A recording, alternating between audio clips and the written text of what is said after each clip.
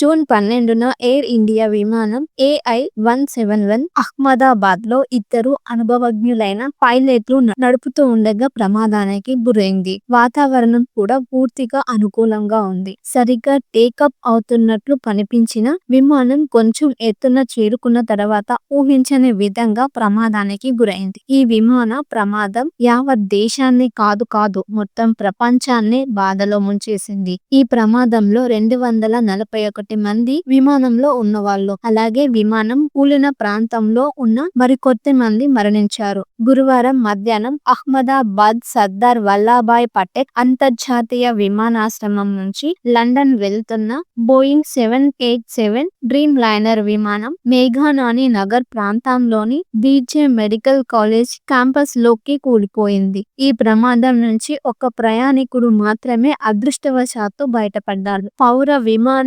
మంత్రిత్వ శాఖ ఆధ్వర్యంలోని air craft accident investigation bureau ఈ ప్రమాదంపై దర్యాప్తు ప్రారంభించింది. అయితే ఈ విమానంలో నటి, నిర్మాత మంచులక్ష్మి కూడా తన కూతురుతో కలిసి ప్రయాణించారని వార్తలు చక్కర్లు కొడుతున్నాయి. అయితే ఈ వార్తలపై క్లారిటీ ఇస్తూ ఓ వీడియోని విడుదల చేసింది మంచులక్ష్మి. ఈ మేరకు ఆమె తన సోషల్ మీడియా స్టోరీలో వీడియో షేర్ చేస్తూ, నేను అందరికీ పర్సనల్ గా మెసేజ్ చేశాను, అలాగే స్టోరీ కూడా పంపించా. నేను నా కూతురు సేఫ్ గా ల్యాండ్ అయ్యాం. తను కూడా ఎయిర్ ఇండియా విమానంలో ప్రయాణం చేశానని తెలిపిన మంచులక్ష్మి, తాను లండన్ వెళ్లలేదని ముంబై వెళ్లానని తెలిపారు. ఈ విషయంపై చాలా మంది తనకు ఫోన్లు, మెసేజ్లు చేశారని, మీ అందరి ప్రేమ వల్ల నేను, నా కూతురు క్షేమంగా ఉన్నామని తెలిపింది మంచులక్ష్మి. విమాన ప్రమాదంపై తీవ్ర దిగ్భ్రాంతి వ్యక్తం చేశారు మంచులక్ష్మి. విమాన ప్రమాదం గురించి ఊహించుకుంటేనే భయంగా ఉంది అన్నారు మంచులక్ష్మి. కాగా ఈ ప్రమాదంలో